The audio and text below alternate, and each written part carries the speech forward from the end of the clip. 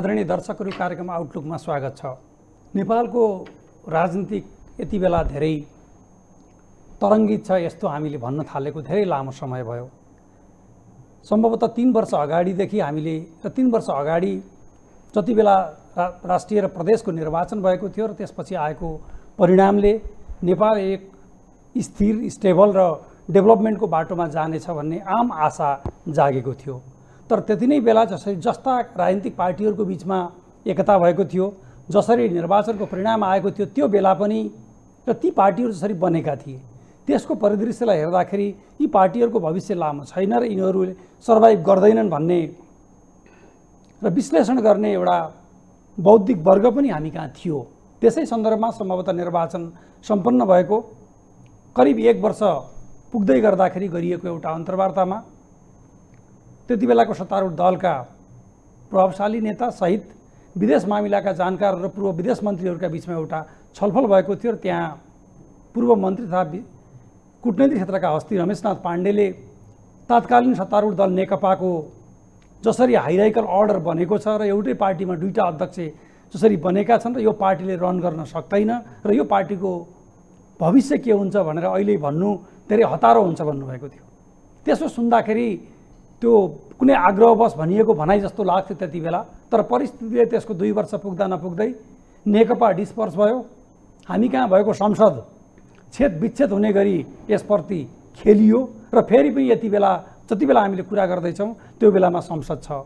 सँगसँगै एउटै संसद, एउटै प्रधानमन्त्रीले 6 महिनाका बिचमा 2 पटक विघटन गर्ने, त्यो पार्टी स्वयं विघटन हुने र त्यो पार्टीबाट बाँकी रहेको एउटा समूहभित्र पनि चरम प्रकारको विशृङ्खला त रहने र अर्कातिर जुन निर्वाचनको जनादेशबाट सम्पूर्ण रूपमा पराजित भएका शक्तिहरू र पराजित भएको मुख्य दल र पटक पटक टेस्टेड दल, परिस्थितिले त्यसैले नेतृत्व गरेर सरकार सञ्चालन गर्नुपर्ने परिस्थिति निर्माण भएको छ र बाह्य रूपमा हेर्दा बाह्य शक्तिहरूले नेपालमा सधैँभर आफ्नो चासो राख्छन् मात्र होइन, हस्तक्षेप गर्छन् भन्ने समेत पनि हामी कहाँ एउटा धारणा बनेको छ र सँगसँगै देशभित्रका राजनीतिक शक्तिहरूले आफ्नो असफलता ढाकछोप गर्नका लागि एउटा वा अर्को विदेशी शक्तिलाई देखाइदिने र आफू जोगिने चोखिन खोज्ने, जनतालाई ढाँट्ने काम गर्दै आएको परिवेश पनि हामीसँग कसैले लुकाउनु पर्ने वा अप्ठ्यारो मान्नुपर्ने परिस्थिति छैन। तर यति बेला हेर्दा कोरोना भाइरसको महामारीले विश्वव्यापी रूपमा ल्याएको एउटा निराशा र लाखौँ झन्डै करोडको सङ्ख्यामा पुगेको मानवीय क्षतिले जुन निराशा छाएको छ, सँगसँगै देशभित्रको राजनीतिमा पनि न त यति बेलाको नेपालको राजनीतिक वातावरणमा मुख्य बाह्य शक्तिहरू खुसी छन्, न देशभित्रका मुख्य राजनीतिक शक्तिहरू खुसी छन्, न आम जनता नै खुसी छन्। यो कस्तो परिवेशमा हामी यहाँ आइपुग्यौँ? आज हामीले यही विषयलाई किन यस्तो भयो त नेपालमा, नियति वा नेपालको भाग्य नै यस्तो थियो, यस्तै विषयमा आज हामी छलफल गर्नेछौँ। त्यसका लागि मसँग अतिथिका रूपमा हुनुहुन्छ पूर्व मन्त्री तथा विदेश मामिलाका सिद्धहस्त जानकार रमेशनाथ पाण्डे। सर, यहाँलाई कार्यक्रममा स्वागत छ। मैले अगाडि पृष्ठभूमिमा भने जस्तै अहिलेभन्दा ठिक 2.5 वर्ष अगाडि हामीले यस्तै एउटा अन्तर्क्रिया गरेका थियौँ कि ओली सरकारको 1 वर्ष पुगेकोमा भयङ्कर उपलब्धि गर्यो, विदेश मामिलामा के गर्यो त यसले भन्नेसँग त्यो बेलामा भारत भ्रमण भएको, चीन भ्रमण भएको, राष्ट्रपतिको पनि भ्रमण भएको र चिनिया राष्ट्रपति नेपाल आउने घोषणा भएको, यस्तो परिवेशका बिचमा हामीले कुरा गर्दै थियौँ र नेपालले भयङ्कर ठुलो छलाङ नै मार्यो भन्ने एउटा रेटोरिक निर्माण गर्ने काम तत्कालीन सत्तारूढ र तत्कालीन प्रधानमन्त्रीले गरिरहेको बेलामा कुरा गर्दै थियौँ। त्यही बेलामा यहाँले सन्दर्भवश एउटा कुरा, यो नेकपा सर्भाइभ गर्दैन, जसरी यसको स्ट्रक्चर बनेको छ त्यसले काम गर्दैन भनेर भन्दा त्यो अलि अनौठो सुनिएको थियो। परिस्थिति त्यसलाई पुष्टि गर्यो। त्यो बेलामा मैले अघि भने जस्तै त्यो बढी आग्रह वा कम्युनिस्टहरूले पार्टी चलाउन सक्दैनन् भन्ने खालको थियो, या सरले हिस्टोरिकल हिसाबले त्यसको विश्लेषणका आधारमा भन्नुभएको थियो? यो भविष्यवाणी गर्ने चाहिँ मेरो धर्म पनि होइन, मेरो काम पनि होइन, मेरो पेसा पनि होइन। म विश्लेषण गर्ने कुरा हो, अध्ययन गर्ने कुरा हो। जहाँसम्म कम्युनिस्टहरूको बारेमा आग्रह वा पूर्वाग्रहको कुरा छ, मेरो सम्बन्ध तपाईँलाई थाहा छ सबै राजनीतिक दलसित छ। कम्युनिस्ट पार्टीको नेपालमा पहिलो पटक जब निर्वाचित सरकार बन्यो, त्यो निर्वाचित सरकारको गठनदेखि उनीहरू निर्वाचनमा जाने निर्णयसम्ममा मेरो उल्लेखनीय भूमिका रहेको। र त्यो सरकारले जे कामहरू गर्यो त्यसैको पुँजी, त्यसबाट जम्मा भएको पुँजीलाई खर्च गरेर नेकपा एमाले आजसम्म आइपुगेको छ। यो तपाईँको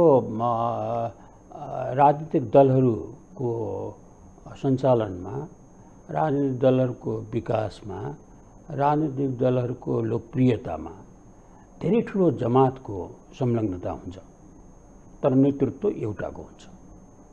जुन बेलामा नेतृत्वमा एकभन्दा बढी मानिस बस्छन् र एकभन्दा बढी मानिस निर्णायक हुन थाल्छन्, त्यो पार्टी चल्दैन, कहीँ चलेको छैन।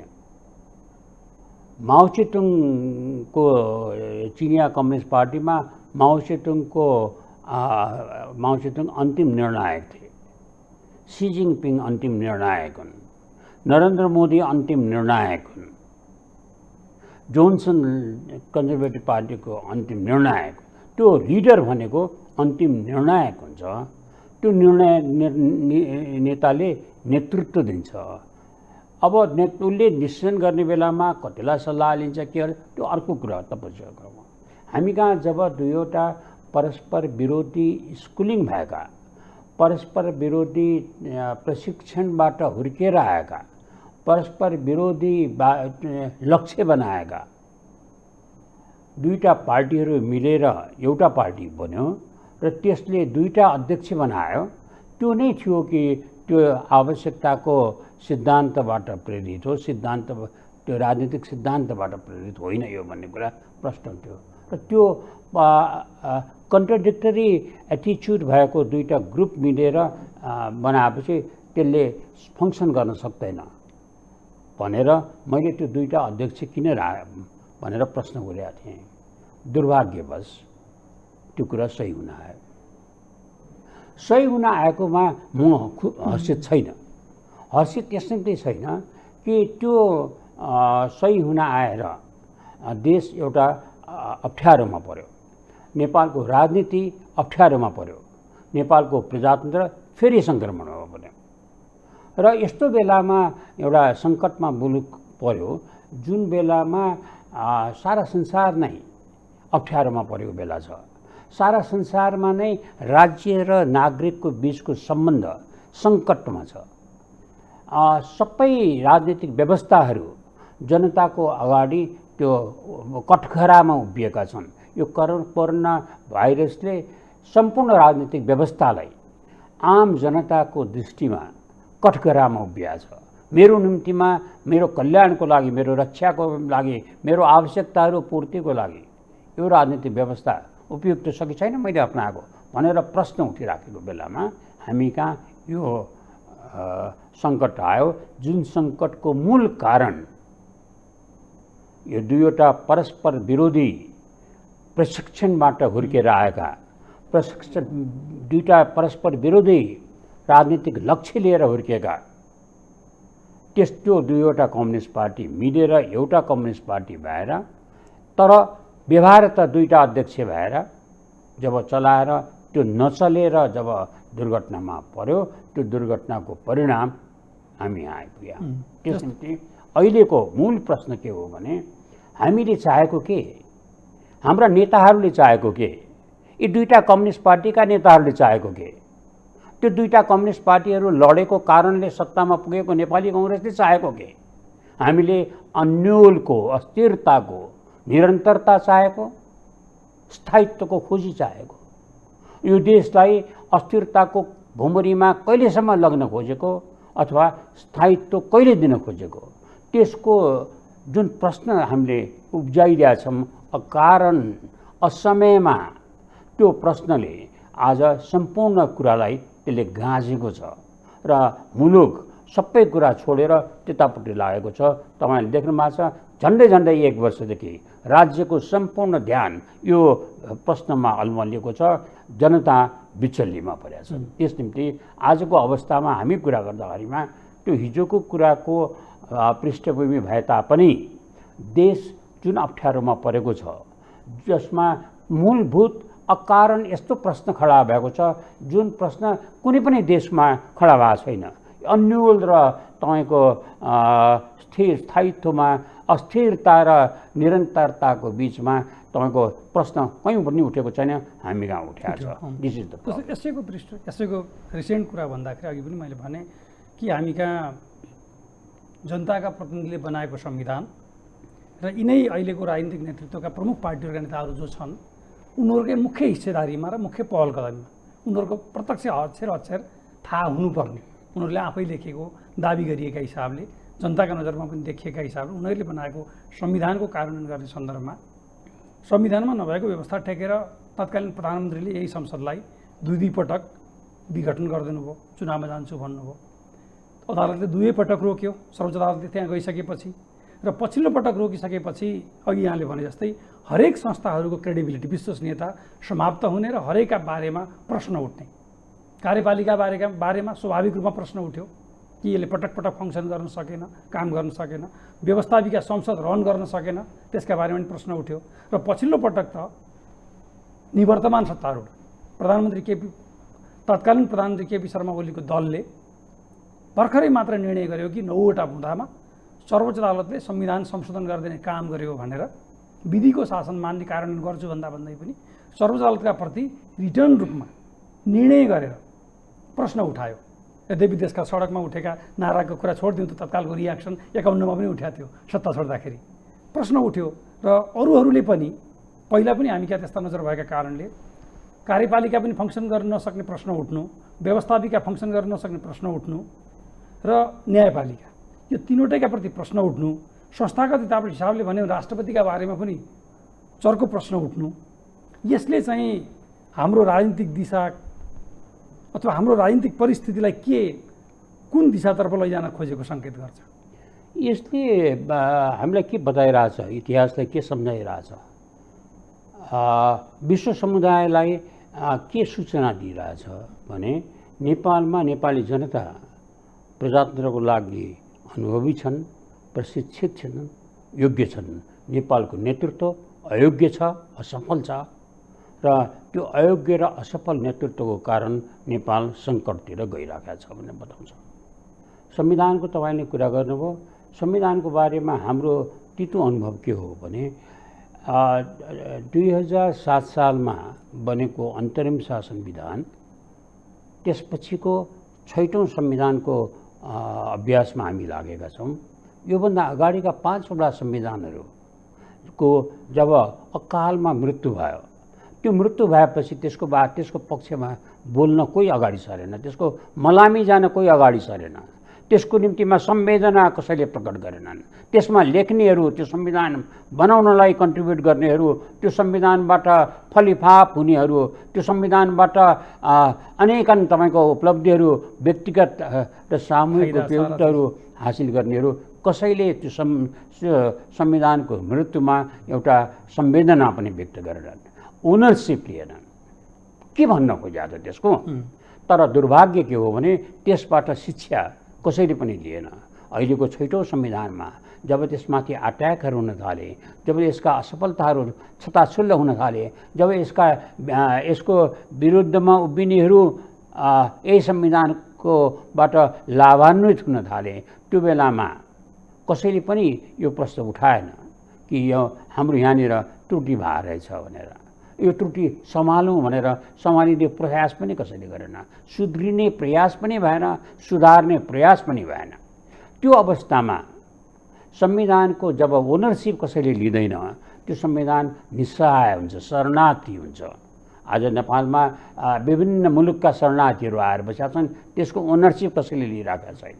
त्यस्तै हुन्छ यो संविधान, त्यसको ओनरसिप कसैले नलिएपछि।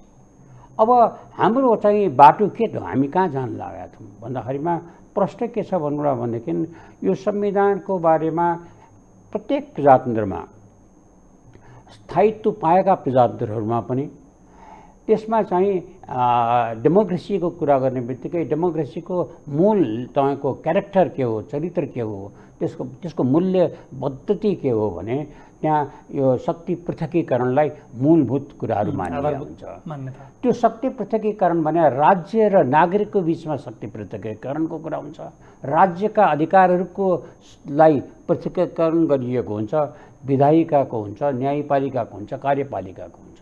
जब विधायिका र कार्यपालिका असक्षम हुन्छ, असफल हुन्छ, जब स्वार्थमा ती भिज्न थाल्छन्, जब जनताबाट टाढिन थाल्छन्, अनि न्यायपालिका सक्रिय हुन्छ। न्यायपालिका सक्रिय हुनु भनेको एकातिर हेर्दा प्रजातन्त्रको नीतिमा अनुकूल पनि हुन्छ, तर अर्कोतिर हेर्दा त्यो विधायिका र कार्यपालिकाको असफलतालाई त्यसले बताइ पनि राखेको हुन्छ। अहिलेको रिसेन्ट तपाईँले अहिले जुन कुरा गर्नुभयो, दुई पटक संविधानको संसदको विघटनको कुरा गर्नुभयो। हेर्नुहोस् त विचित्रको कुरा, त्यो संसद जुन संसदले राष्ट्रपति र प्रधानमन्त्रीलाई जन्म गरायो, पद दियो, नियुक्ति पत्र दियो, त्यो नियुक्ति पत्र दिने संसदलाई प्रधानमन्त्री र राष्ट्रपति बसेर मारिदिए। त्यसलाई जीवित राख्नको निम्तिमा, त्यो जीवित राख्नको निम्तिमा कोही शक्ति देशमा तयार भएन। कसैले पनि त्यसलाई आड दिन सकेन, कसले पनि त्यसलाई खबरदार गर्न सकेन र बाध्य भएर न्यायपालिका अघि सर्नु पर्यो। न्यायपालिकाले जब पहिलो पटक विघटन भएको संसदलाई पुनर्स्थापना गर्यो, त्यो संसदले आफ्नो पुनर्स्थापनाको औचित्य पुष्टि गर्न सकेन र फेरि विघटन भयो। दोस्रो पटक फेरि न्यायपालिकाले अघि सर्नु पर्यो र न्यायपालिकाले विभिन्न कुराहरू भनेर सम्झाउनु पर्यो, संविधानका व्याख्याहरू गर्नु पर्यो। जुन व्याख्याहरूको गरेको बापतमा त्यो संसद पुनर्स्थापित भयो र त्यो संसदले सरकार परिवर्तन गर्यो। अब यो कस्तो प्रजातन्त्रको हामी अभ्यास गरिरहेछौँ भन्दा, जहाँ संसदीय व्यवस्था होइन यो, किनभने संसदीय व्यवस्थामा प्रधानमन्त्रीय व्यवस्था हुन्छ। प्रधानमन्त्रीय व्यवस्था अन्तर्गतको संसदीय व्यवस्था पनि होइन यहाँ, किनभने संविधानको एउटा दफाले प्रधानमन्त्रीलाई अधिकार दिन्छ, अर्कोले प्रधानमन्त्रीलाई कमजोर गर्छ, अर्कोले प्रधानमन्त्री दफाले झन कमजोर गर्छ र अन्तिम प्रयासमा प्रधानमन्त्रीलाई संसदमा दलप्रति जिम्मेवार बनाउँदैन। त्यो यो विचित्रको अभ्यास हामीले किन गऱ्यौँ? पहिलो प्रश्न त्यो किन गऱ्यौँ? जवाब के हो भने चाहिँ हामीले संविधान बनाउने बेलामा संविधान बनाउने मुख्य शक्तिहरूको बिचमा एक अर्कोप्रति अविश्वास थियो, आशंका थियो, ईर्ष्या थियो। त्यस निम्ति एकले अर्कोलाई रोक्नको निम्तिमा उनले यस्तो तयारी गरे जहाँ एकले अर्कोलाई त रोक्यो तर अचम्मको अवस्था बन्यो, जहाँ शक्ति केन्द्रीकृत पनि भएन, विकेन्द्रित पनि भएन। अब अन्तिम जुन विकल्प बनाइयो, त्यो अन्तिम विकल्पमा अहिले मुलुक बसिया छ। त्यो अन्तिम विकल्पमा मुलुक गयो भने के भन्दा, संविधानले परिलक्षित गरेको तीनवटा अरू जुन विकल्पहरू थिए ती असफल भए भने यो कस्तो संविधान बनायौँ हामीले? जुन संविधान अन्तर्गत बनेको पहिलो निर्वाचनमा गठन भएको संसद सरकार एउटै कार्यकालमा असफल भइसक्यो र तीनवटा विधिहरू त्यो निष्फल भए। तीनवटा विधिहरूले प्रजातन्त्रलाई उसमा राख्यो, सङ्कटमा पुर्यायो। र चौथो भने के? अहिले जुन विधि अन्तर्गत सरकार छ, अहिलेको विधि अन्तर्गत बनेको सरकारमा नेपाली कांग्रेसको संसदीय दलको नेता, संसदीय दलको निर्वाचित नेता देशको प्रधानमन्त्री छैन। देशमा अहिले नेपाली कांग्रेस सरकारमा छैन। अहिले सरकारमा संसदमा भएको एउटा सदस्य जसको नाम शेरबहादुर देउवा हो, त्यो सदस्य जसलाई संसदका बहुमत भएका सदस्यहरूले विश्वास गरेका छन्, त्यो शेरबहादुर देउवा सत्तामा छ। यसलाई तपाईँ सकारात्मक दृष्टिबाट हेर्नुहोस्, नकारात्मक पक्ष छ, सकारात्मक दृष्टिबाट हेर्नुहोस्। सकारात्मक दृष्टिबाट हेर्दामा एउटा प्रयोग संसदीय व्यवस्थामा संसारमा नभएको प्रयोग हामीले गर्न सुरु गऱ्यौँ। कस्तो प्रयोग त भन्दा, सारा पार्लियामेन्टका मेम्बरहरू राजनीतिक दलको आधारमा निर्वाचित भएका छन्।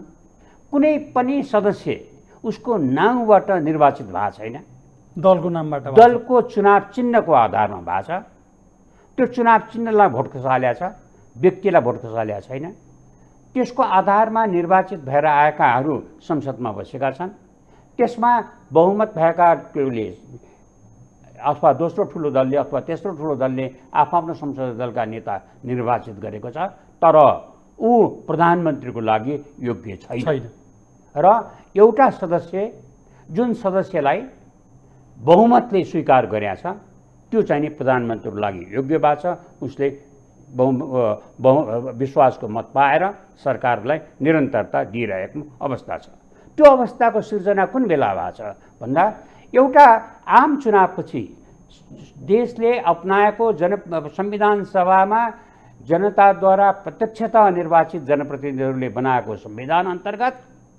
संविधान सभा अन्तर्गत बनेको संविधानले, त्यस अन्तर्गत भएको आम चुनावले, पहिलो आम चुनावले निर्वाचन गरेको संसदमा करिब करिब 2/3 बहुमत पाएको सरकार असफल भएर दुई चोटि संसद विघटन गरेको आरोप लागेर सजाय दिएर त्यसलाई अपदस्थ गरेर पार्लियामेन्टले अब विश्वासको मत दिएन भने के अपदस्थ गरेर पार्लियामेन्टले एउटा सदस्यलाई जो दलको होइन, जो सदस्य मात्रै हो, त्यसलाई त्यो आधारमा सरकार बनाएको छ। अर्थात् जनादेश पाएको सरकार असफल भएर जसमाथि संसदको अकारण हत्या गरेको गम्भीर अभियोग लागेर अदालतको परमादेशबाट एउटा व्यक्तिगत आधारमा प्रधानमन्त्री भएको छ, जसलाई संसदले पुरा विश्वास व्यक्त गरेको छ र त्यो मान्छे सरकारको सञ्चालनमा छ। प्रजातन्त्रको यो स्वरूप, संसदीय व्यवस्थाको यो स्वरूप संसारमा पहिलो पटक विश्व प्रजातन्त्रको इतिहासले पाएको छ, टिपाएको छ। अब त्यसको एउटा अर्को पक्षमा हेर्नुभयो भने एउटा यस्तो अवस्था सिर्जना भयो मुलुकमा जुन बेलामा प्रधानमन्त्री शेरबहादुर देउवालाई संसदको गणितको मतलबै राख्नु पर्दैन। किन भन्दा संसदले उहाँलाई विश्वासको मत दिइसक्यो। हाम्रो संविधान अन्तर्गत उहाँलाई अब अविश्वासको प्रस्ताव पेश गर्न पाइँदैन। त्यसैले उहाँको इम्युनिटी उहाँले पाइसक्नुभयो, अजम्मरी भइसक्नुभयो। कुनै दलले समर्थन फिर्ता लिनु पनि सक्दैन, अजम्मरी उहाँले पाइसक्नुभयो। फिर्ता लिए हुन्छ, कसैले लिए पनि केही अर्थ छैन त्यसको। अजम्मरी भइसक्नुभयो, चुनावसम्म उहाँले लिएर जानुहुन्छ भनेर भन्दा त्यसको अर्थ के हो भने त्यो प्रयोगलाई सफल पार्नु चाहिँ राजनीतिक दलहरूको, प्रधानमन्त्रीको, राजनीतिक नेताहरूको मूल धर्म हो। त्यो असफल भयो भने त्यसबाट जुन परिस्थिति आउला, जुन अपगाल आउला, त्यसको दण्डको सजाय भागी यिनीहरू नै हुनुपर्छ। त्यो के हो त भन्दाखेरिमा यदि यसलाई सकारात्मक दृष्टिबाट हेरियो भने वैचारिक एउटा परिवर्तन भयो, चारित्रिक परिवर्तन भयो। मैले पहिले तपाईको यहीँ आएर राजनीतिक संस्कारको कुरा गरेको थिएँ। राजनीतिक संस्कारको अभावको कारण देश यहाँ आइपुग्यो, राजनीतिक व्यवस्था यहाँ आइपुग्यो, प्रजातन्त्र दुर्घटनामा परेको छ। त्यो राजनीतिक संस्कारमा एउटा मोड आयो। त्यो मोड कस्तो आयो भने सरकार देशप्रति जिम्मेवार भएको छ। सरकारको नीतिमा सबभन्दा अप्ठ्यारो कुरा के हो भने, सबभन्दा चिन्ताको कुरा के हो भने सरकारको क्वालिटेटिभ तपाईको कन्ट्रोल गरिदिने कुरा के हो भने, सरकारलाई गलत बाटोतिर मोड्ने कुरा के हो भने त्यो संसदको गणित हो। त्यो गणित इन्ट्याक्ट राख्नको लागि उसले अनेक हुने नहुने अनेक कुरा गर्नुपर्ने बाध्यता हालै पनि भइसक्यो, बाध्यता छ। त्यो बाध्यताबाट मुक्त भएको सरकार बनाइदिएको छ अहिले संविधान अनुसार। त्यो संविधान अनुसार बनाएको छ, संसदको अत्यधिक बहुमतले समर्थन गरेर बनाएको छ र त्यो सरकारले संसदको गणितलाई वास्ता गर्नु पर्दैन भन्दा उसले नेसनमा देशलाई अहिले आवश्यकता भएका सुधारहरू जे हुन् सब गर्न सक्छ। प्रशासनलाई नन पोलिटिकल बनाउन सक्छ, प्रशासनलाई जनताप्रति जिम्मेवार बनाउन सक्छ, कानुनको सर्वोच्चता स्थापित गर्न सक्छ। अहिले जसले जति सक्छ त्यति लुटा भन्ने संस्कारबाट जुन राज्य सञ्चालन भइरहेछ त्यसमा पूर्ण विराम लगाउन सक्छ, चाह्यो भने लगाउन सक्छ। त्यो लगाओस् भन्ने मकसद छ। त्यसको निम्तिमा यो परिस्थितिको निर्माण भएको छ। अब यसमा चाहिँ बसेर पनि मेरो मान्छेलाई नै राख्नुपर्छ, योग्य मान्छे चाहिँदैन। मैले राजनीतिक दलका 4वटा टाउकेहरूलाई खुसी पारे पुग्छ, कार्यकर्तालाई मैले मतलब नराखे पुग्छ भन्ने सोचबाट अगाडि बढ्न थाल्यो भने के हुन्छ भन्ने कुराको एउटा उदाहरण के हो भने, जुन बेलामा संसारमा कहीँ पनि संसदीय दलमा राष्ट्रपतिको साथमा यति धेरै सल्लाहकार हुँदैनन्। उहाँको सल्लाहकार भने प्रधानमन्त्री हो, उहाँको कानुनी सल्लाहकार भने अटर्नी जनरल हो। उहाँलाई गाह्रो साँग्रो पऱ्यो भने उहाँ सोझै सर्वोच्च अदालतलाई सोध्न सक्नुहुन्छ के गरौँ भनेर। त्यस्तो एउटा चाहिने विशिष्ट स्थितिमा बसेको राष्ट्रपतिलाई हर किसिमका सल्लाहकारहरूलाई चाहिएको छ राष्ट्रपति भवनमा। प्रधानमन्त्रीजीलाई सल्लाहकारको आवश्यकता छैन, कहीँ पनि राखिँदैन। पहिले यहाँ नेपालमा पनि राख्ने चलन थिएन। उहाँलाई पनि हर किसिमका हर विभागमा एउटा एउटा सल्लाहकार चाहिएको छ, किनभने त्यो विभागको मन्त्री नै उहाँको सल्लाहकार हो, त्यो विभागको सचिव नै उहाँको सल्लाहकार हो, मुख्य सचिव नै उहाँको सल्लाहकार होइन। उहाँलाई एउटा एक्स्ट्रा सचिव सल्लाहकारहरू पनि आवश्यकता छ। त्यो सल्लाहकारहरूले कसरी डुबायो राष्ट्रपतिलाई, गर्न नहुने विघटन गरिदिनु भयो, बनाउन नहुने अध्यादेश जारी गरिदिनु भयो, एकपछि अर्को सर्वोच्च अदालतले खप्किदिन थाल्यो, यो असंवैधानिक गर्यो, यो गलत गर्यो, यसले मुलुकलाई तिमीलाई नोक्सान पार्यो, सब खारेज हुन्छ भन्न लाग्यो। त्यसरी गरिसकेपछि पनि यदि आँखा खुल्दैन र अहिले पनि हरेक पदमा मेरो नै मानिस चाहिन्छ, हरेक पद बेचेर पैसा नै जम्मा गर्नुपर्छ भन्ने अवस्थामा भयो भने के हुन्छ भन्ने कुराको उदाहरण अर्को पटक आयो भने देश विपत्तिमा, योभन्दा ठुलो विपत्तिमा पर्छ।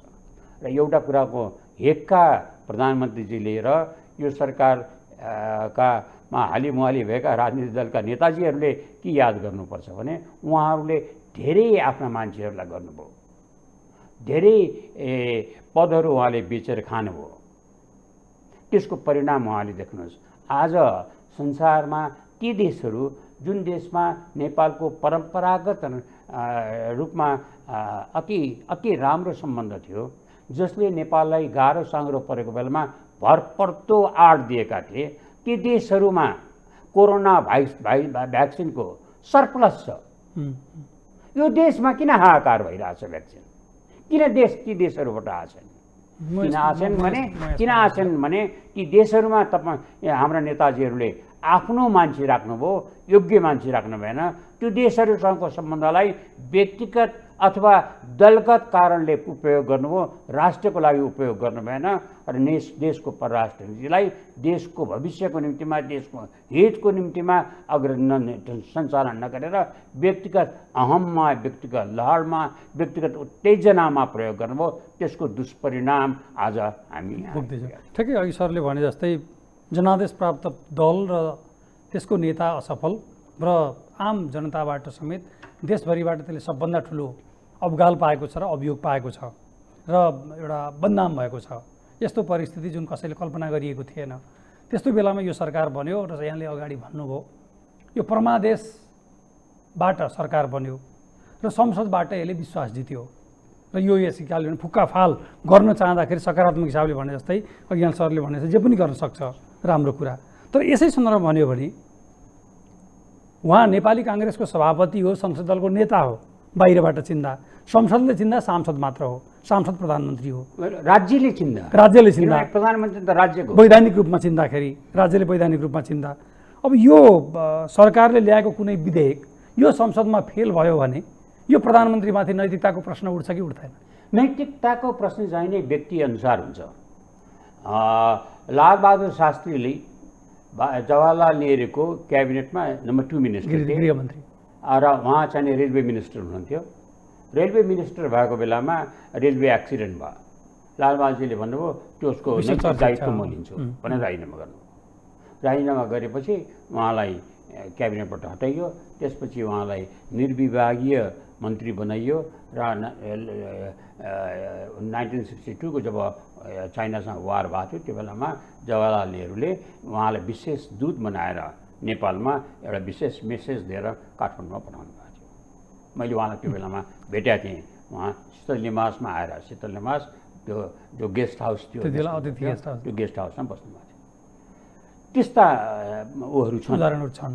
अथवा अहिलेको तत्कालको कुरा गर्नुभयो भनेदेखि चाहिँ न्युजिल्यान्डको प्राइम मिनिस्टरले, मैले 1-1.5 महिनाको कुरा सुनाएको, न्युजिल्यान्डको प्राइम मिनिस्टरले उहाँले चाहिने उहाँको म्यारेज एनिभर्सरीमा घरमा पार्टी गर्नुभयो। पार्टी गरेको बेलामा उहाँको चाहिने त्यो सरकारले जुन तोकेको थियो त्यो सङ्ख्याभन्दा बढी सङ्ख्या भयो, उहाँले मान्छे निम्ता बोलाउनु भयो। बोलाएपछि न्युजिल्यान्डको त्यहाँको सहरको मजिस्ट्रेटले उहाँलाई जरिमाना गर्यो। जरिमाना गरेपछि हाम्रो यहाँ भावे प्रधानमन्त्री जाहिर खोजिदिनुहुन्थ्यो त्यो मेजिस्ट्रेटको, त्यहाँ मेजिस्ट्रेटलाई प्रधानमन्त्रीजी जानुभयो, मेजिस्ट्रेट कहाँ गएर जरिमाना तिर्नुभयो र माफी मागेर फर्केर आउनुभयो। त्यसमा नैतिकताका आफ्ना आधारहरू छन्, आफ्नो त्यो मूल्य प्रणाली भने नितान्त व्यक्तिगत कुरा भयो, कसरी त्यसलाई हेर्नुहुन्छ भन्न सकिँदैन। तर जहाँसम्म तपाईँको के भयो, कुनै चाहिँ अध्यादेश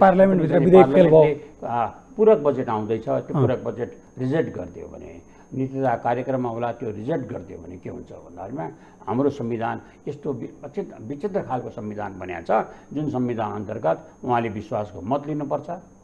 विश्वासको मत दिए भने सांसदहरू जनताको अगाडि जोकर हुन्छन्, किनभने जसलाई हिजो अविश्वास दिएको थियो त्यसलाई फेरि विश्वासको मत दिनु कति कस्तो देखिएला, कति हास्यास्पद लाग्ला, भएन भने संसद स्वतः विघटन हुन्छ र चुनावमा जान्छ। त्यस निम्ति अब तर कहिलेजी यो हाम्रो यहाँको अवस्था अलिक विचित्र खालको छ। 47 सालको परिवर्तनपछि जब पहिलोपटक आम निर्वाचन भयो, त्यो निर्वाचनमा गिरिजाप्रसाद कोइराला प्रधानमन्त्री हुनुभयो। उहाँलाई उहाँको राजनीति उहाँकै पार्टीका केही सदस्यहरूले मत दिएनन्, नदिएपछि उहाँ अल्पमतमा पर्नुभयो। उहाँले पार्लियामेन्ट डिजल्भ गरिदिनु भयो। सुप्रिम कोर्टमा मुद्दा गयो, सुप्रिम कोर्टले त्यो डिजल्भ गरेको कुरा ठिक छ भन्यो।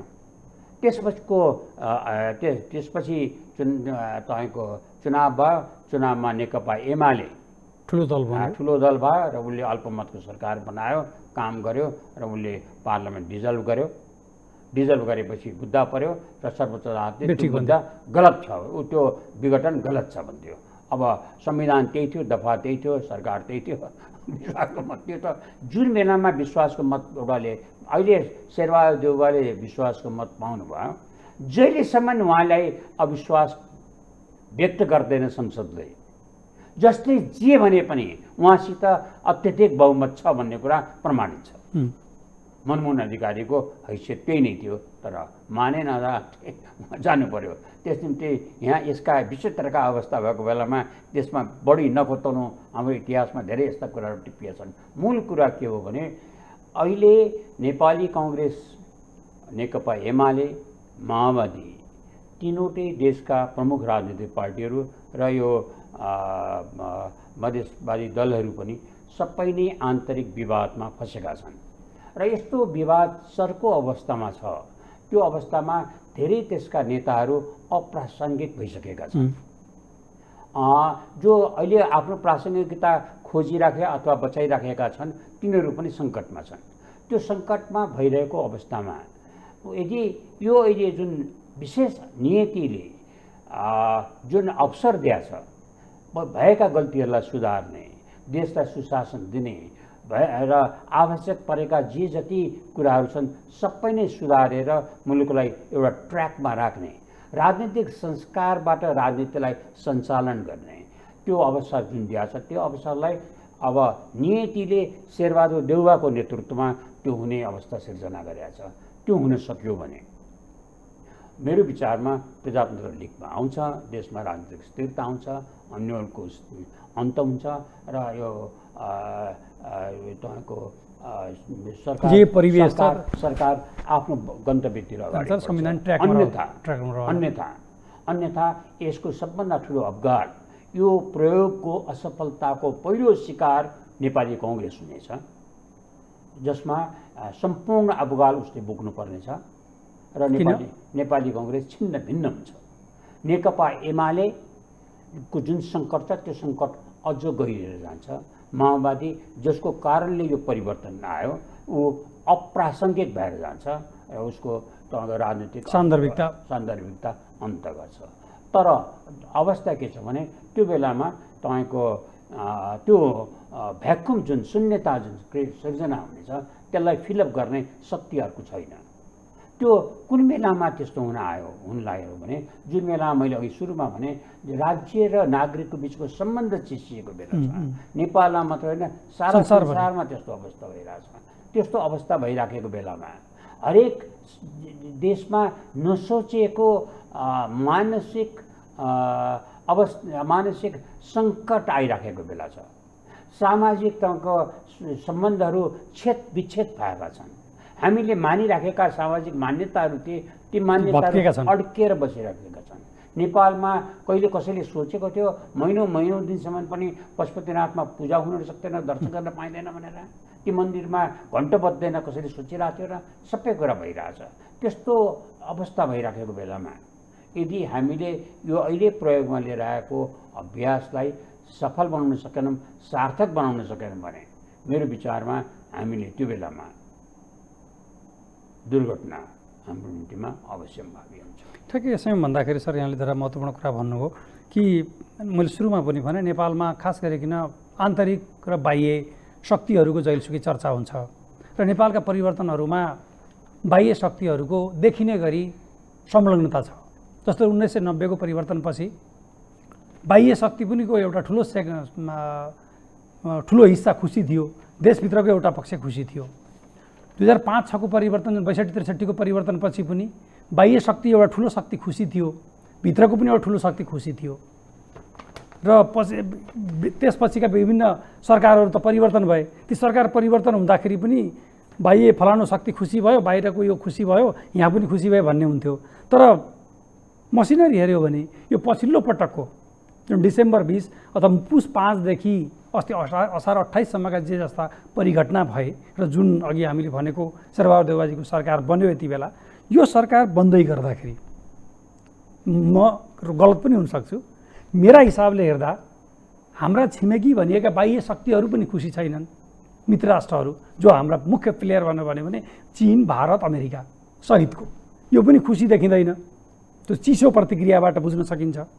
र देशभित्रका राजनीतिक शक्तिहरू यहाँले अगाडि भने जस्तै छिन्न भिन्न र आफैमा भद्रगोल छन्, टालाटुली त भएको छ, तर ती पनि खुसी छैनन्।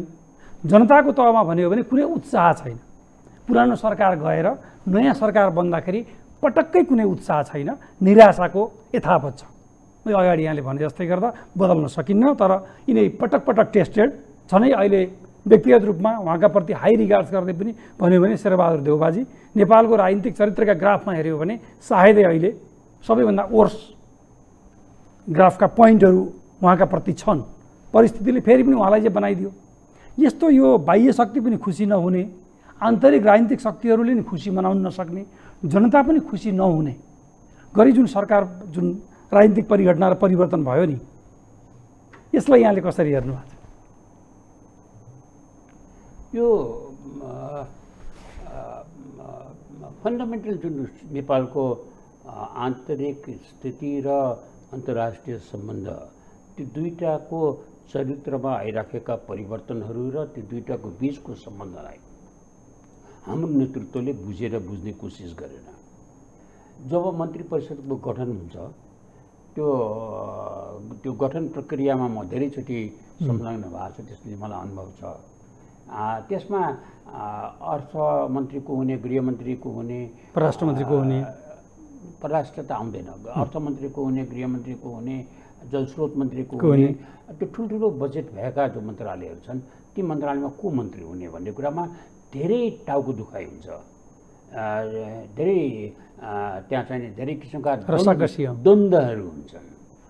अनि त्यो द्वन्द्व समाधान भइसकेपछि अनि त्यसपछि बल्ल आउँछ परराष्ट्रको कुरा। अनि परराष्ट्र चाहिँ नै ल ल्याउन भन्ने हुन्छ, त्यो त्यसरी जान्छ। अब त्यो चाहिने तपाईँको के भनेदेखि पहिलेको जुन राजाहरूको टाइमको चाहिने परराष्ट्रमा के हुन्थ्यो भने ग्रुम गर्ने चलन थियो। परराष्ट्र मन्त्री हुनलाई ऊ धेरै अगाडिदेखि तालिम पाइराखेका मान्छे लिएर आउँथ्यो। अब हामी कहाँ त्यसको आवश्यकता छैन। श्रम मन्त्री पनि परराष्ट्र मन्त्री लायक हुन्छ, गृहमन्त्री पनि लायक हुन्छ, महिला मन्त्री पनि लायक हुन्छ, जोसुकै पनि लायक भइदिन्छ। त्यो परिणाम के भयो भने चाहिँ हामीले परराष्ट्रलाई ब्याक सिटमा राखिदिएका छौँ। ड्राइभिङ सिटमा राख्ने गरेका छैनन् र ऊ चाहिँ नि त्यो अवस्थामा शीर्षमा भएर गएको छ। दोस्रो के छ भने चाहिँ हामीले परराष्ट्र सम्बन्धलाई असाध्यै नै व्यक्तिगतकरण गऱ्यौँ। व्यक्तिगतकरणको दुईवटा चरित्र बनायौँ। एउटा चरित्र के भने चाहिँ नि त्यो कुनै त्यसमा चाहिँ नि होल्ला गर्नु पर्यो, कठोर वक्तव्य दिनु पर्यो भनेदेखि चाहिँ नि उहाँले बसेर स्वयं प्रधानमन्त्री नै अगाडि सम्झाउने, कालापानीको बारेमा, लिपुलेखको बारेमा, भारतले चाहिँ नि सीमा उल्लङ्घन गरेको बारेमा, सीमा अतिक्रमण गरेको बारेमा भन्दा हाम्रो प्रधानमन्त्रीजीको जस्तो वक्तृता थियो, उहाँको बोलीमा चाहिँ नि त्यो आम जनतालाई आकर्षित गर्न सक्ने सामर्थ्य थियो, उहाँको शब्द चयन र त्यो वाक्यांश निर्माणमा प्रवीणता थियो, त्यसलाई उहाँले प्रयोग गरेर हो हल्ला मचाइदिनु भयो, जसको परिणति अन्तर्राष्ट्रिय सम्बन्धमा यति गहिरो ढङ्गबाट परेको छ। त्यसको परिणामहरू अलिअलि आएका छन्, आउन बाँकी नै छ। दोस्रो हामीले के बुझेनौँ भने नेपाल जस्तो देशले परराष्ट्र मामिलालाई खास गरेर छिमेकीहरूसँगको सम्बन्धलाई राजनीतिकरण गर्नु नै हुँदैन, त्यो घातक हुन्छ। त्यसलाई पन्छाएरै राख्नुपर्छ, आन्तरिक राजनीतिबाट त्यसलाई छुट्याएरै राख्नुपर्छ र त्यसलाई देशको सुरक्षा र विकासको आड बनाएर लिएर जानुपर्छ। त्यो हामीले गरेनौँ, राजनीतिमा त्यसलाई संलग्न तुलाउँदैछौँ, जसको हरेकले आफ्नो फाइदाको लागि बाह्य प्रभावलाई प्रयोग गर्यो अनि अप्ठ्यारो परेको बेला त्यसमाथि आरोप लगायो। परिणाम अहिले कस्तो हुन आयो भने चाहिँ अहिलेको आजको स्थितिमा हेर्नुभयो भने चाहिँ नि नेपालको परम्परागत सोचमा नेपाल भारतको प्रभाव क्षेत्रभित्र पर्छ। अमेरिकाले त्यही सोच्छ, ब्रिटेनले त्यही सोच्छ, धेरै कन्ट्रीले त्यही सोच्छ। तर यथार्थ ठिक विपरीत भएर गयो। विपरीत के भयो भनेदेखि नेपाल भारतको प्रभाव क्षेत्रमा पर्दैन। नेपाल सही मानेमा नेपाल त्यो देश भएको छ जहाँ भारत र चीनको बिचमा प्रतिस्पर्धा छ र अमेरिकाको प्रवेश भएको छ र भारत, चीन र अमेरिकाको सामरिक राडारमा नेपाल परेको छ। त्यो सामरिक राडारमा जुन नेपाल अहिले परेको छ, त्यो परेको त्यसको तापहरू चाहिँ हामी अनुभव गर्न थालेका छौँ। अब संलग्नता, आन्तरिक राजनीतिमा बाह्य शक्तिको संलग्नता निम्ताउने हाम्रै नेताहरू हुन्। 2007 सालको क्रान्तिदेखि 2063 सालको उथल पुथलसम्म कुन बेलासम्म हामीले विदेशीलाई पन्छाएर राख्यौँ र सबैलाई त विदेशीलाई नै हामीले साक्षी राखेर आड लिएर बोलाएर यहीँ उहाँलाई फलाक्न लगाएर यहीँ उहाँलाई निम्ता गरेर उहाँहरूलाई हाम्रो आन्तरिक मामिलामा हस्तक्षेप गरिदेऊ भनेर हस्तक्षेप गराएर त्यतिले पनि नपुगेर संसद बसिसकेपछि पहिलो अधिवेशनमा तिनलाई बोलाएर हामीले उभ्याएर भाषण गराएकै हौँ, ताको उनको स्वागत गरेकै हौँ। त्यस निम्ति हामीलाई यी सब कुराको आरोप इतिहासले नेतृत्वमाथि नै लगाइरहेछ। दोस्रो विचित्रको स्थिति के छ भनेदेखि नेपालमा राजनीतिक दलहरू जो बनिया छ, त्यो राजनीतिक दलहरूमा सबै राजनीतिक दलहरू भारतबाट प्रभावित छन्। उनको जन्ममा, उनको हुर्काइमा नेपाली कांग्रेस भारतमा जन्मिएको हो। नेपाल कम्युनिस्ट पार्टीलाई कम्युनिस्ट भएको कारणले चीनको भनिए पनि यथार्थमा ती भारतीय कम्युनिस्टहरूको प्रभावबाट अगाडि बढेका हुन् र तिनले पटक पटक हस्तक्षेप गरेकै हुन्। मलाई एकचोटि याद छ, यो न्युज विकमा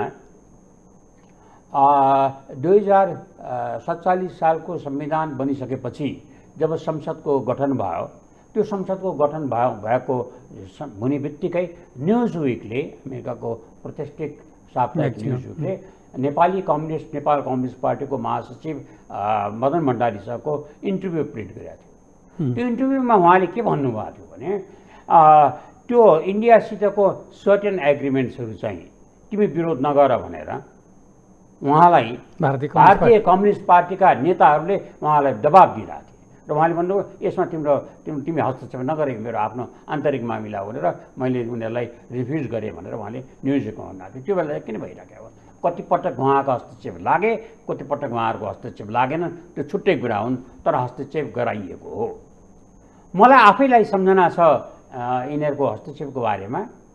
त्यो के भनेदेखि चाहिने शेरबहादुर देउवा जुन बेलामा 2047को संविधानको अन्तिम प्रधानमन्त्री हुनुभयो, त्यो निर्वाचित कालमा उहाँ अन्तिम निर्वाचित प्रधानमन्त्री हुनुभएको थियो, मनोनित होइन, 2047 सालको संविधानको अन्तर्गत अन्तिम निर्वाचित प्रधानमन्त्री हुनुभएको थियो। भएको बेलामा भारत सरकारले नेपालमा नेपाल सेनालाई दिने गरिराखेको हतियार र तालिमका अवसरहरू र अन्य सामानहरू, सैनिक सामग्रीहरूमा रोक लगाएको थियो। रोक लगाएपछि हामीसित मौजदार थियो, हामीले आफूले चलाउँदै गयौँ, त्यो अर्कै कुरा भयो। त्यो डिटेलमा नजाउँ। जुन बेलामा म परराष्ट्र मन्त्री भएर आएँ, परराष्ट्र मन्त्री भएर आउँदाखेरिमा हामीलाई साह्रै ठुलो खाँचो भइसकेका थियो हतियारको र सामग्रीहरूको। तालिमको हामीलाई त्यति आवश्यकता थिएन, किनभने तालिम हामी आफै गराउन थालिसकेका थियौँ र हामीलाई अरू मित्र राष्ट्रहरूबाट पनि हुन्छ। अहिले पनि त्यही अवस्था छ।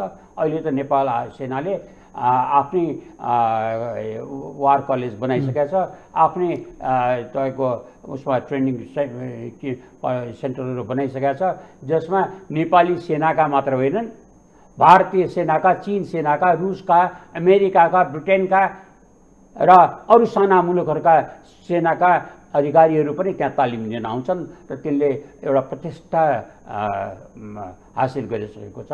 र जब पनि म त्यहाँ लेक्चर दिन जान्छु, मलाई त्यो गर्व हुन्छ नेपाली सेनाले एउटा यस्तो पनि खडा गरिसकेको छ जसमा प्रतिष्ठित सम्मान भनेर। त्यसको आवश्यकता त्यो बेलामा थिएन। जब मलाई निम्ता आयो र म भारतमा अफिसर भिजिटमा गएँ, त्यहाँ मेरा मित्रहरूले मलाई बताए कि यो त कम्युनिस्ट पार्टीको समर्थनमा, त्यो पार्लियामेन्टको अगडित कम्युनिस्ट पार्टीको समर्थनमा बनेको छ, त्यो कम्युनिस्ट पार्टीले छोडिदिएकै सरकार विघटन हुन्छ मनमोहन सिंहको भनेर। अनि एकजना नेकपा माओवादीको बडा नगिजका भारतीय विद्वानले एउटा किताब लेख्नु भएको छ, जुन किताबमा उहाँले लेख्नु भएको छ कि रमेशनाथ पाण्डे आयो, उसले भेट्यो भारतका प्रधानमन्त्री परराष्ट्र मन्त्रीहरूलाई, के कुरा गर्यो र सबै हतियार लिएर उठाएर लिएर गयो।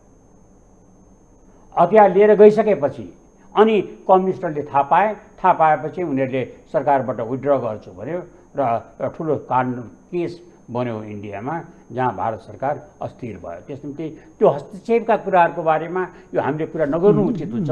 धेरै त्यस्ता कुराहरू छन्।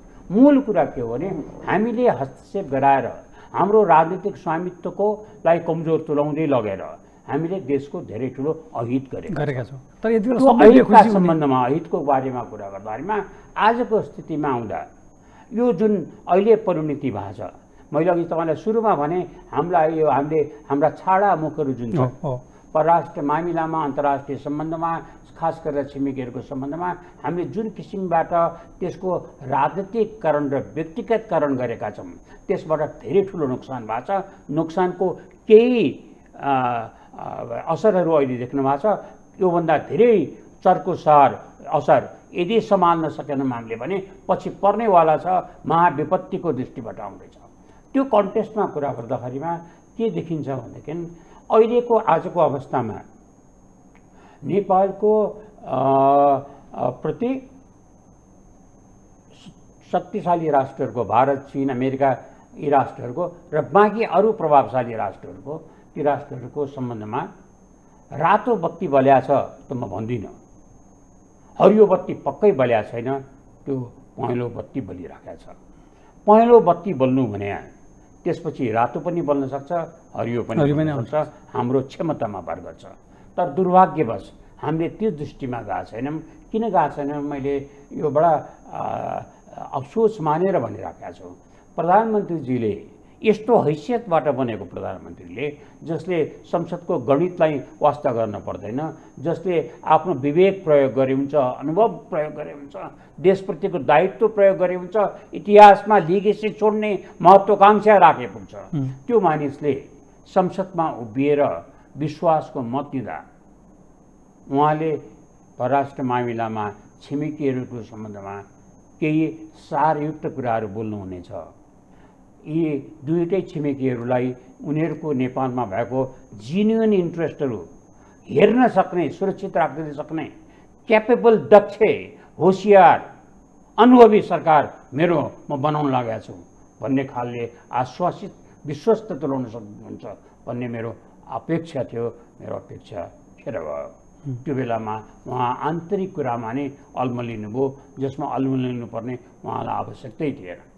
त्यस निम्ति यदि हामीले यी हाम्रा तीनवटै शक्ति राष्ट्रहरूलाई यदि हामीले हाम्रो सम्बन्ध सञ्चालनमा होस पुर्याउन सकेनौँ, विवेक पुर्याउन सकेनौँ, सन्तुलन पुर्याउन सकेनौँ र राष्ट्रिय हितबाट हामी निर्देशित हुन सकेनौँ भने त्यो बेलामा दुईटा छिमेकीहरूले उनीहरूको नेपालमा संलग्न रहेको जेन्युन इन्ट्रेस्टहरू प्रोटेक्ट गर्न सक्दैन नेपालले भन्ने निर्कोलमा पुगेर त्यो आफ्नो जेन्युन इन्ट्रेस्टलाई, आफ्नो स्ट्राटेजिक इन्ट्रेस्टलाई सुरक्षित राख्नको निम्तिमा उनीहरू दुईटै अलग अलग किसिमबाट अथवा मिलेर संलग्न सक्रिय भए भने नेपालको दुर्भाग्यको अवस्था त्यो बेलामा आउँछ। यो बेलामा मैले तपाईँ एबिसी टेलिभिजन मार्फतबाट तपाईँका श्रोताहरूलाई सम्झाउनु पर्ने कुरा के हो भने यो 2013मा एउटा थट प्रोभोकिङ किताब निस्केको थियो। त्यसको राइटरलाई त्यो बेलाको विश्वका अत्यन्त प्रभावशाली विचारकहरूमध्ये एउटा मानिएको थियो। त्यो कपलन भन्नेले त्यो रिभेन्ज अफ जियोग्राफी भन्ने किताब जुन लेख्यो, त्यो किताबमा को नेपालको बारेमा उसको भनाइ के छ भने नेपालले यदि आफूलाई सक्षम बनाउन सकेन र यी अवस्थालाई राम्ररी सम्बोधन गर्न सकेन, भारत र चीनको जुन संलग्नता छ त्यो संलग्नताको अनिवार्यतालाई बुझेर त्यसलाई सम्हाल्न सकेन भने नेपाल राष्ट्र आफैले बिस्तारै विघटन गर्दै जानेछ। त्यो रिभेन्ज अफ जियोग्राफीमा जुन कुरा लेखिया छ, भूगोलले साथ मात्र दिँदैन, भूगोलले वरदान मात्र दिँदैन, भूगोल सम्हाल्न सकेन भने श्राप पनि दिन्छ। हाम्रो भूगोलले हामीलाई धेरै ठुलो अवसर दिएको छ। हामी दक्षिण एसियाको शक्ति केन्द्रमा स्थापित हुन सक्ने हैसियत छ। हामीलाई प्राकृतिक स्रोत र साधनहरू यति धेरै छन्, यति धेरै विश्वका हामीप्रतिको सद्भावनाहरू छ। त्यसलाई सदुपयोग गऱ्यौँ भने हामी आर्थिक दृष्टिमा उन्नतशील हुन सक्ने जुन अवसर अहिले प्राप्त भएको छ, विश्वको दुईवटा सबैभन्दा ठुलो बजारको एकमात्र भूमि जमिनबाट को लिङ्क बन्ने तपाईँको एउटा अपूर्वको अवसर नेपालले पाएको छ।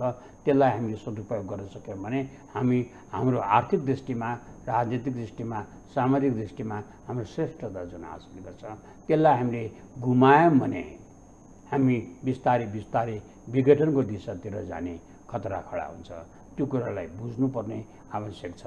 र एकचोटि फेरि म के सम्झाउन चाहन्छु भने एउटा अपूर्वको अवसर हामीलाई यो संविधानको अन्तिम विकल्प जुन संविधानले रोजेको थियो, त्यो अन्तिम विकल्पबाट जुन अवसर प्राप्त भएको छ, त्यो अवसरमा सबै प्रमुख राजनीतिक दलहरूले एकपटक पुराना आफ्ना कुराहरू आफैले मूल्याङ्कन गर्नु पर्यो र आफैले आफ्ना गल्तीहरू सच्याउनु पर्यो र यो सरकारलाई त्यो विकल्पको रूपमा यो साँच्चै नै क्राइसिसको पिरियडमा यो विकल्प बन्न सक्छ भनेर यसलाई सार्थक बनाउने काम गर्नु पर्यो।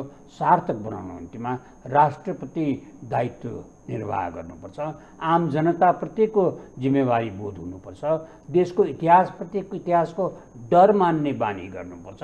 मेरो मान्छेलाई, मेरो परिवारलाई, मेरो आफ्नो अहङ्कारलाई, मेरो आफ्नो ईर्ष्यालाई, मेरो आफ्नो तृष्णालाई मेट्नको लागि मैले दुरुपयोग गर्ने पर्याप्त दुरुपयोग भइसके।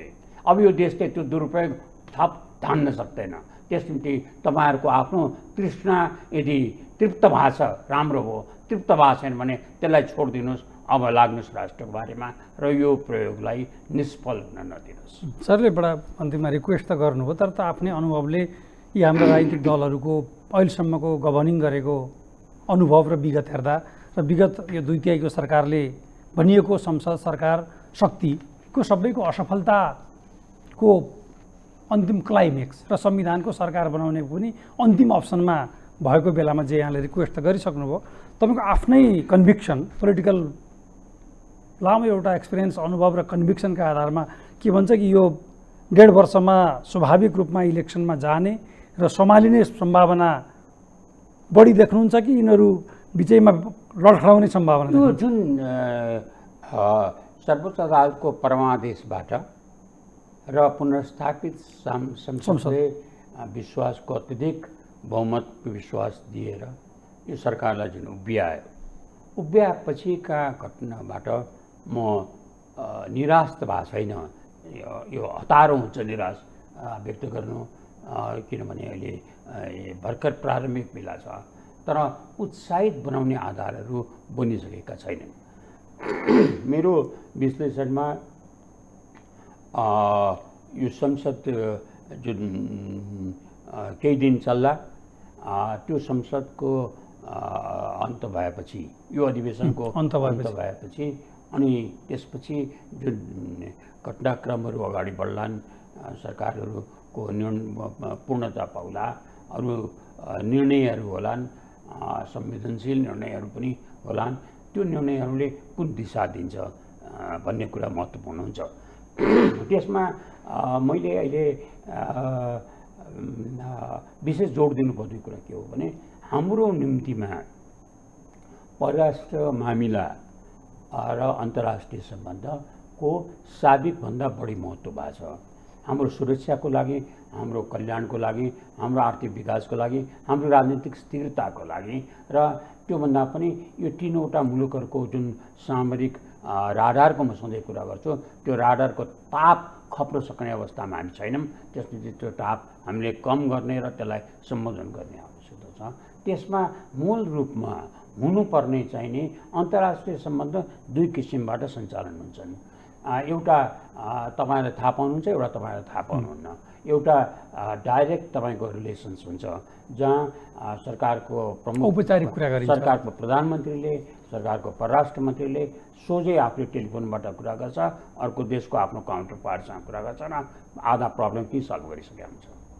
अर्को तपाईँको नियमित प्रशासनिक कूटनैतिक माध्यमहरूबाट हुन्छ, जो नियमितता हो, त्यसबाट टुङ्गी लाग्ने कुरा हुँदैन। त्यसलाई औपचारिकता दिइन्छ, जो 2टा प्रधानमन्त्रीहरूको बिचमा, 2टा परराष्ट्र मन्त्रीहरूको बिचमा भएका टेलिफोनिक वार्ताहरूबाट टुङ्गिएका हुन्छन् त्यो कुरालाई। अहिले हामी हेर्नुभयो भने हामी कहाँ न कोही आइरहेछन्, न हामी कहीँ गइरहेछौँ, न हामीलाई कसैले बोलाउँछ, न केही हुन्छ। हाम्रा निर्णयहरू चाहिँ कन्ट्राडिक्टरी निर्णयहरू गर्छौँ। युक्रेनमा तपाईँको क्रिमियामा जब रुसले आक्रमण गरेर खाइदियो, त्यसलाई खाएको बेलामा हामीले संयुक्त राष्ट्रसङ्घमा बोल्न सकेनौँ। एउटा सानो राष्ट्रले, सानो राष्ट्र विभाजित नजाने, बोल्न नसक्ने, त्यति हुतिहारा, त्यति तपाईँको चाहिँ कमजोर सरकार किन भयो नेपालमा? म्यानमारमा डेमोक्रेसी रिस्टाब्लिसमेन्टको लागि युनाइटेड नेसन जनरल एसेम्ब्लीमा प्रस्तावहरू आए। त्यो प्रस्ताव हुँदाखेरिमा नेपाल डेमोक्रेसीको पक्षमा पनि बस्न सकेन र नेपाल चाहिने तटस्थ भएर बस्यो। त्यो तटस्थ बस्नुको अर्थ के?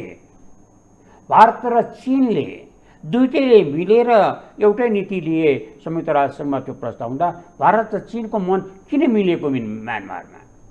त्यो म्यानमारमा किन मिल्यो भन्ने कुराको अर्थ मात्र पनि बुझ्ने कोसिस हाम्रा नेताहरूले गर्नुभयो भने विदेशी हस्तक्षेपप्रतिको हाम्रो जुन आकर्षण छ, त्यो आकर्षणको अन्तति नै हुन्छ।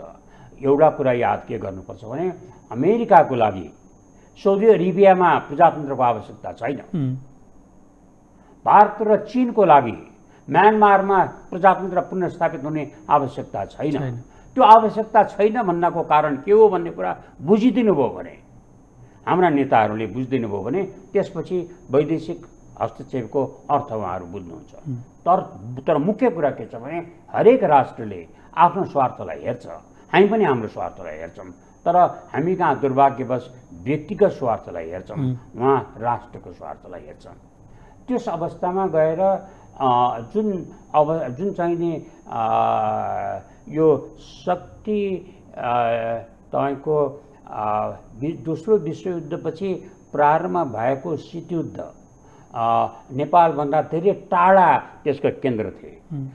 त्यो टाढा केन्द्रहरू भएर ती शीतयुद्धमा संलग्न भएका शक्तिहरू धेरै टाढाका भए हुनाले त्यसबाट हामीले अधिकतम लाभ हासिल गऱ्यौँ। अब जुन शीतयुद्ध प्रारम्भ भएको छ त्यो शीतयुद्ध 2 कोल्ड वार 2 सुरु भएको छ, जसको द्वन्द्व टेक्नोलोजिकल तपाईँको क्षेत्रमा प्रवेश गरिरहेछ र त्यसमा अमेरिका र चीनको बिचमा भइरहेको छ। अमेरिका र चीनको बिचको द्वन्द्व जुन छ, प्रतिस्पर्धा जुन छ, त्यो प्रतिस्पर्धा छिटो टुङ्गिनेवाला छैन। त्यो धेरै समय जान्छ र त्यो वारका पारको हुने अवस्था पनि हुनसक्छ, नहुन पनि सक्छ, तर त्यो झन्झन तिखारिएर जाने अवस्था छ। झन्झन तिखारिएर गएको अवस्थामा भारत त्यसलाई ट्रम्प कार्डको रूपमा त्यसलाई प्रयोग गर्न चाहन्छ। त्यो गर्न सक्ने क्षमता वृद्धि गरिरहेछ। तर हामी कस्तो अवस्थामा भएको छ भने यी तीनवटैको हामी चाहिँ सेन्टर हुन थालिरहेका छौँ। सेन्टर हुन लागेकोबाट यदि हामीले राम्ररी परराष्ट्रमा हामी लडाइँ सञ्चालन गर्न सक्यौँ, आन्तरिक राजनीतिलाई अन्योलबाट मुक्त गरेर स्थायित्व दिन सक्यौँ र हामी राष्ट्रपतिको दायित्व बुझेको राजनीतिक संस्कृतिलाई, राजनीतिक संस्कारलाई हामीले विकास गर्न सक्यौँ भने निश्चित रूपमा नेपालमा स्थायित्व आउँछ।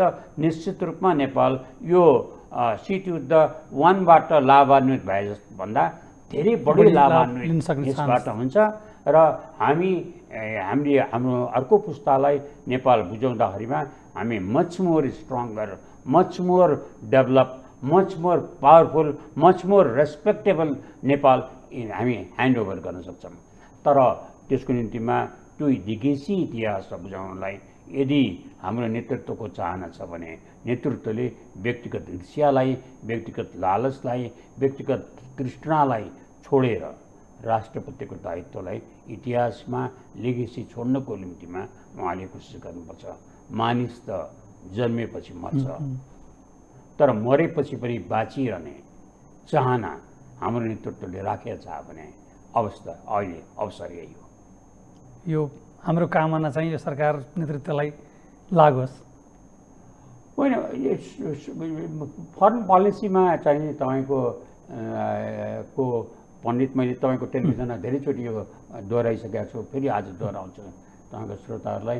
यो फ्रेन्च डेभलपमेन्ट जो हुनुहुन्थ्यो टेलिरा, उहाँले आफ्नो किताबमा के लेख्नु भएको छ भने डेभलपमेन्टहरूको निम्ति सबभन्दा जरुरी डिसिप्लिन के हो भने भगवानले तिमीलाई God has given you 2 eyes to see, 2 ears to hear, only 1 mouth to speak. भगवानले तिमीलाई 2टा आँखा हेर्न दिएछन्, 2टा कान सुन्न दिएछन्, एउटा मात्रै मुख बोल्न दिएछन्। दुर्भाग्यवश यता हाम्रो देशमा राजनीतिक संस्कार, शासकीय शैली र नेतृत्वको चरित्र कस्तो भयो भने मुख सकेसम्म प्रयोग गर्ने, कानले सुन्दै नसुन्ने, आँखाले हेर्दै नहेर्ने। परिणाम के भयो भने त्यसबाट तत्काल त धेरै थपडीहरू बजे, तर त्यसको आजको परिस्थितिमा आइपुगेमा भोग्नुपर्ने अवस्था आयो, त्यो अझ भोग्नुपर्ने छ। त्यस निम्ति हाम्रो सरकारमा अहिले बस्नुभएका प्रधानमन्त्रीजी र उहाँका सहयोगीहरू, विभिन्न राजनीतिक दलका प्रमुख नेताहरूले उहाँहरूले कानमा बढी सुन्ने, आँखाले बढी हेर्ने र अन्तर्राष्ट्रिय मामिलामा चाहिँ त्यो मामिला चाहिँ नेपाल सरकारलाई बुझाइदिने, अन्तर्राष्ट्रिय सम्बन्ध सञ्चालन गर्ने, अन्तर्राष्ट्रिय नीतिको व्याख्या गर्ने, नेपालको अडान प्रष्ट गर्ने त्यो अधिकार त्यो नेपाल सरकारको मात्रै हो। नेपाल सरकारको प्रधानमन्त्री र नेपाल सरकारको परराष्ट्र मन्त्री मात्रै नेपालको प्रवक्ता हो, नेताजीहरू होइन भन्ने कुरालाई बुझेर उहाँहरूले गरिदिनु भयो र नेपालको राजनीतिमा बाहिरको शक्तिलाई प्रवेश गराउने त्यो गलत जुन बानी लाग्छ त्यसलाई छोडिदिनु भयो भने मेरो विचारमा हामीले यो विकल्प सार्थक हुने सदुपयोग गर्ने हामीले भोग्नुपर्छ। मेरो विचारमा नराम्रो कुरा नराम्रो कुरा भनेर किन छोड्ने, यो असल कामना नै गरौँ। तर पक्कै पनि हाम्रो नेतृत्वलाई एउटा कुराको चाहिँ हेक्का राख्नु जरुरी छ। त्यो के भने इतिहासले उहाँहरूलाई दिएको यो अन्तिम अवसर हो। एउटा अर्को पुस्ता तयार भइसकेको छ जो हतारमा छ नेतृत्व लिनलाई, जो आँट छ, साहस छ, समर्पण भाव छ र सक्रिय हुने क्षमता छ, ऊर्जा छ। त्यो त्यो त्यो त्यो जुन चाहिने वर्ग तयार भइरहेको छ, अर्को पुस्ता तयार भइरहेछ, त्यो पुस्तासँग डर मान्नुपर्छ नेतृत्वले। यो अवसर खेर जान दिनुहुन्न। हामीले यो कुरालाई तपाईँको श्रोताहरूले, तपाईँको दर्शकहरूले याद गर्नुपर्छ कि नेकपा एमालेमा अहिले जुन विग्रह भएर ठुल्ठुला झगडाहरू भए जुन त्यसलाई साम्य पार्नलाई नियन्त्रण गर्नको निम्तिमा, सुधार्नको निम्तिमा र सही बाटोमा ल्याउनमा एउटा अर्को युवा वर्ग त सक्रिय भएको छ। त्यो उनको सक्रियता फलदायी हुनु नहुनु अर्कै कुरा हो। तर के भने त्यो प्रवृत्ति जुन युवा वर्गमा देखिरहेको छ, एसर्ट गर्ने बानी भइरहेको छ र सडकमा जो चाहिँ आउन थालेका छन्, त्यो उसको माइतीघर मण्डेलामा जो चाहिँ असन्तुष्ट आवाजहरू आउन थालेका छन्, त्यो साह्रै मसिनो आवाजहरू छ। अहिले पानी दर्किराखेका बर्खाको सिजन भए हुनाले त्यो आवाजले धेरै ठुलो कम्पन आइरहेको छैन। तर त्यो कम्पन आउँछ, वार्निङ चाहिने हो, चेतावनी हो। जनता छटपटाउन थालेको छ, जनताका समस्याहरू धेरै सर्किन थालेका छन्, जनता धेरै असहाय निसहाय भएको छ, जनताले राज्यबाट पृथक हुन थालेको छ, राज्यको संरक्षण उसले पाइरहेको छैन, त्यसबाट ऊ आत्तिन थालेको छ। त्यसलाई हामी समयमा नियन्त्रण गर्न सक्नुपर्छ। वेग आएपछि जुन बेलामा सामान्यतया सानो खोला पनि नहुने ठाउँमा वेग आउँदाखेरिमा फाँटका फाँट बगाएर लिएर गएको, हरियो खेतहरू बगर गरेर मरुभूमि बनाइदिएको हाम्रो अगाडि ती विपत्तिका थुप्रै दृश्यहरू हामीले देखिसकेका छौँ। त्यो दृश्यहरूलाई दोहोऱ्याउने प्रयास गर्ने सट्टा हामीले यो सङ्कटबाट, यी असफलताहरूबाट सही ट्र्याकमा जाने हामीले सिकेर यसलाई नदोहोऱ्याउने कोसिस गर्नुपर्छ। र सबभन्दा महत्त्वपूर्ण कुरा के भने संसद 2 पटक विघटन भएको छ, दुवै पटक न्यायपालिकाले पुनर्जीवित गरेका छ। त्यो संसदले, पुनर्स्थापित संसदले, न्यायपालिकाबाट पुनर्स्थापित संसदले आफ्नो सार्थकता, राजनैतिक सार्थकता, विधायकी सार्थकता, जनताप्रतिको उत्तरदायित्वको सार्थकतालाई सिद्ध गर्नुपर्छ। त्यो सिद्ध गर्ने उनको हैसियतमा, उनको क्षमतामा, उनको समर्पणमा, उसको तत्परतामा नेपालको प्रजातन्त्रको भाग्य अडेको छ। हस् सर, यहाँलाई धेरै धेरै धन्यवाद।